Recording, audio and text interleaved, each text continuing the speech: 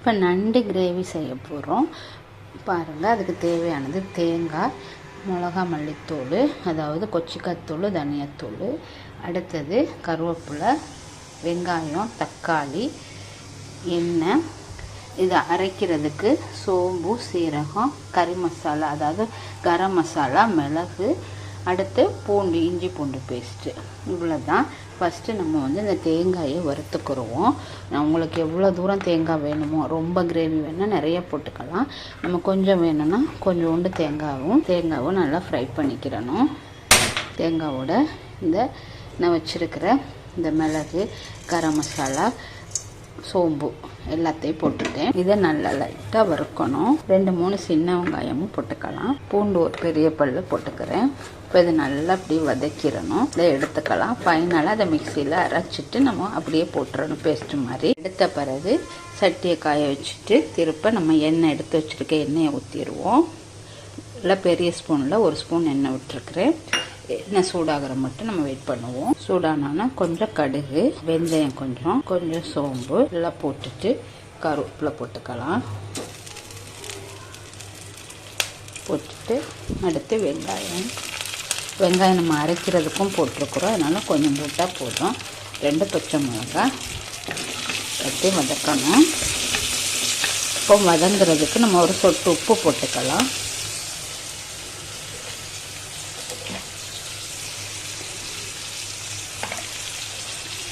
அடுத்து தக்காளி போட்டுக்கலாம்.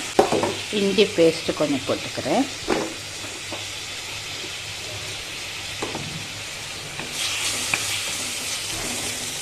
கொஞ்சம் மஞ்சள்தூள் போட்டுக்கிறணும்.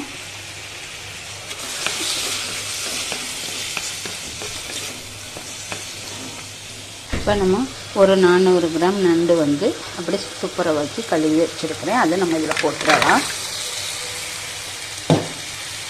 போட்டுட்டு நல்லா அந்த மசாலாவோட ஃப்ரை பண்ணணும். இப்போ இந்த ஸ்டேஜில் நம்ம கொச்சிக்காத்தூள், அதாவது மிளகாத்தூள் போட்டுக்கிறணும். உங்களுக்கு தேவையான அளவு ஒரு போட்டுக்கிறோங்க. நான் ஒரு 1/2 ஸ்பூன் போடுறேன். அடுத்து மல்லித்தூள் இப்போ 1/2 போட்டு நம்ம 1 போட்டுக்கலாம். 1 ஸ்பூன் தனியாத்தூள், மல்லித்தூள் போட்டாச்சு. அவ்வளோதான். இது நல்லா கலரி விட்டுட்டு தண்ணி ஊற்றி வேக வைக்கணும். ஒரு 10-15 நிமிஷத்துக்கு நல்லா நண்டு வேகணும். உள்ளுக்குள்ள உள்ள சதையெல்லாம் நம்மளுக்கு கடித்து சாப்பிட்ற மாதிரி வேகணும். தண்ணி ஊற்றி மூடி போட்டு வேக வச்சிடலாம். ஃபுல்லாக அந்த நண்டெல்லாம் அந்த உள்ளுக்குள்ளே மூழ்கிற அளவுக்கு நம்ம தண்ணி ஊற்றிக்கிறோன்னா அந்த தண்ணியெல்லாம் வற்றிடும். கொஞ்சம் கூட ஊற்றினாலும் பரவாயில்லை. ஊற்றிட்டு தேவையான அளவு உப்பு போட்டுக்கிறோங்க. இப்போ இந்த ஸ்டேஜில் நம்ம நல்லா வெந்துட்டு நம்ம அரைச்சி வச்சுருக்க அந்த மசாலா எல்லாத்தையுமே இதில் போட்டு விட்டுறலாம். இப்போ பாருங்கள், நண்டு கிரேவி ரெடி ஆயிடுச்சு. அவ்வளோதான். இந்த ஸ்டேஜில் அடுப்பை நிப்பாட்டிடலாம்.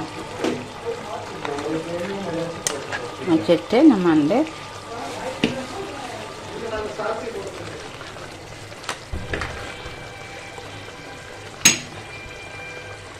அவ்வளோதான் ரெடி ஆயிடுச்சு பாருங்கள்.